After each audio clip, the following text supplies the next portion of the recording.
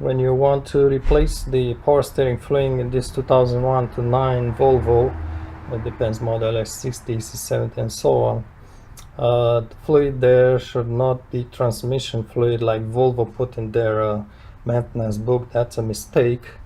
You definitely need to use pentosine fluid, which is greenish. So when you buy a used car, we use Volvo, try first to see what the color is, just maybe put some paper in there.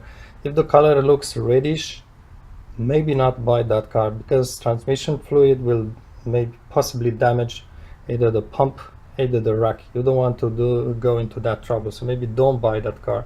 But anyhow, let's say you just bought it and you want to replace the fluid, you need to use pentosine or equivalent CHF. There are two types, I think. It's CHF 11, the other CHF 201. Both are basically the same. There's also some equivalents on the market, but if you want to replace the fluid, the way to do something like this: first, to lift the car, both wells off the ground. This one is more or less. So both front wells off the ground, jack it properly. And never mind this long pipe, that's what I use, is just make it some things easier, but you will have only one long pipe going to the pump. To first just remove the fluid off the reservoir, just place a bin like this. You need to lift the reservoir, bend it a little bit, don't pull too much on those hoses, and just empty reservoir into a bin. But when you lift it, you may notice that it has this kind of hook, which is pretty annoying to undo. It stucks really on the coolant reservoir. Maybe use a screwdriver. Don't be worried if you break it, because it still has two slides in there. It can sit very nicely in there, no problems. But if you mind, if you're thinking of lifting the reservoir as well, always detach that plug first, or you will damage the level sensor inside. So always do that plug first. But anyhow, so lift this guy, empty it here as much as you can. Probably you will empty most of it. And then the next step, and I'm gonna show you this in the video. This, by the way, it's a later model. You notice the two hoses attached to the bottom. There was one early model, the hose, one hose would attach at the top, and that model has a problem inside. It has something like a pin inside that drops in there, sometimes breaks and drops, and may just stop the fluid from circulating properly. You may get a noisy pump. And also, by the way, if you get a noisy pump, most of the time is because you have the wrong fluid in there, such as transmission. So maybe just upgrade the reservoir here, just a better model, the one with two hoses at the bottom. Keep in mind that this hose going to the pump, it's just longer hose, not with the connection here. That hose is specific to the reservoir. So if you upgrade the reservoir with two hoses at the bottom, get the hose for it as well, because otherwise the older hose maybe won't fit in there. So basically, to flush it, now you empty it, undo the return hose, put the reservoir on the side, and that hose, place it inside the bin. Somehow just watch out, maybe use it's really a good advice when you work on these fluids, on this specific power steering fluid, always use a big towel, a big rug, something, protect the belt, protect everything. You almost surely will spill fluid. No, there's no way around, you will spill. So carefully protect everything around. So detach this return hose, place it in a bin or a bottle or something like this, go inside the car. Do not start the engine. If you start the engine, the fluid will flow very fast, very fast. You will empty the power steering fluid in a matter of seconds, and it's gonna run dry. So don't go that way. Inside the car, turn the key so you can turn the ignition key a little bit, power maybe position 1, just to unlock the steering, and then turn the steering wheel to left, fully to right. Again, the wheels are off run, fully to right, fully to right, until you see no more fluid coming out from here. That will take a couple of turns. Have a helper, someone, to check when it's flowing, stops flowing here, and that's when you have emptied the whole system.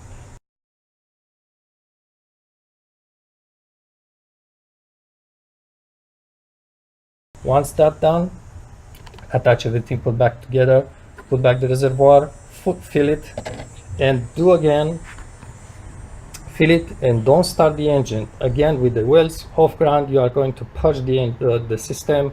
I think it's the best way, or the right way to do this is with the engine off and well off the ground to purge the air. So again, fill the reservoir and again turn the wells to lock to lock, turn the steering wheel lock to lock, until you will notice there's foaming, the stamping, the fluid will drop because it's just refilling especially the steering rack, and then complete the fluid as it needs. Do again couple of turns like this, and when everything is stable here, you are good to go. One of the less known thing about this reservoir is that it actually has a filter inside. It's not replaceable and it's really hard to see. Let me just show. So again, we have two pipes. That's the one that goes to the pump. This is the return one, and the filter is right there on this one. So the return pipe goes like this, goes upwards, and just on top of it there is a filter. So basically all the dirt comes from here, goes and stops to the filter. Let me just show you the filter. You won't see it fully, but you can notice it's right there. It's just a dome, a small dome filter over that covers the return line. So it's a fine mesh. You just cannot see it. Obviously you won't see this with fluid inside the reservoir. You need to really drain it fully and maybe clean it also a little bit. But you cannot see if the filter is full, because you only see the outer side of the filter. So you really need to the dirt accumulates inside this filter, so you won't see it if it's clogged. If it's clogged, if there is too much debris, you will lose pressure to the pump basically. So my idea, I just want to see if I can clear that filter, or just a little bit, at least just put some water in there. I don't think blowing will help, so I'm going to put the cap on, tighten, and I'm going to get a hose, water hose, garden hose, onto that hole, the hole for the pump. The fluid will fill the reservoir. I'm going to put some pressure on it, and hopefully the water will come out by the return line attachment nipple.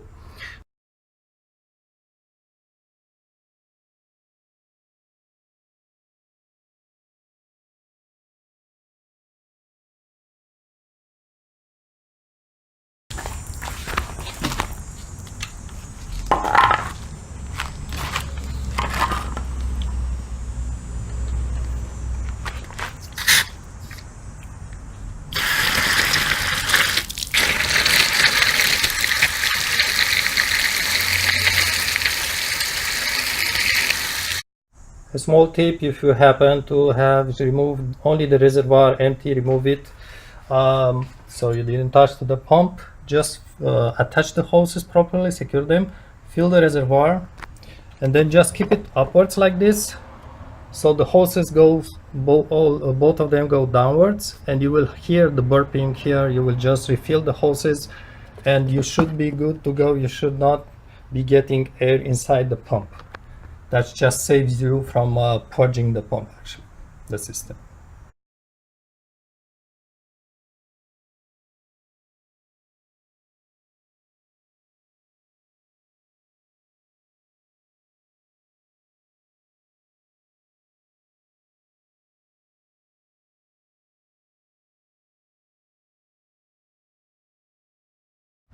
Here's something very easy to do about a power steering system. It's because the pump spins like very fast, and there's a kind of metal wear inside the pump will just create metal particles inside the fluid that will just flow to the system and get on the steering rack seals. It doesn't damage them, but just maybe just to prevent kind of wear on the seals. It's better to remove those particles. It's really easy to do so. And just grab a small magnet, such as this one, and attach it with a wire, and the wire will just sit outside the bottle. You just tighten back the cap in there, let it sit for a couple of weeks maybe, and then remove it. And as you can notice, I did remove mine, and everything that's stuck on the magnet is gonna be those very fine metal particles. So you notice I already kind of removed quite a bit. There's no worry about it. It's just that I don't know. It's perhaps better to go this preventative thing. There's a few things to be aware, really aware. Just use a larger magnet so it doesn't get sucked into that hole where the pipes come to. So larger than the hole of the pipe. Also, really definitely attach it really nicely. I use kind of a clamp. It's really tight in there. Don't use any glues or any something weak. It really needs to be really solid. The wire also, I use a plastic wire, not a cotton wire which can wear. So that's pretty much the idea, and just keep your system kind of better, safer for your stereo.